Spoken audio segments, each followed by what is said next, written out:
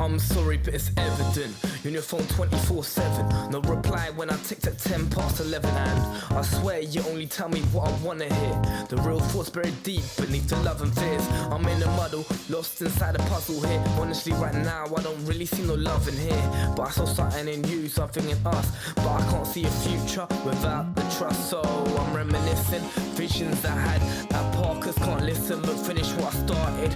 Paint a picture like an artist. You're looking like the victim, but really I am the target.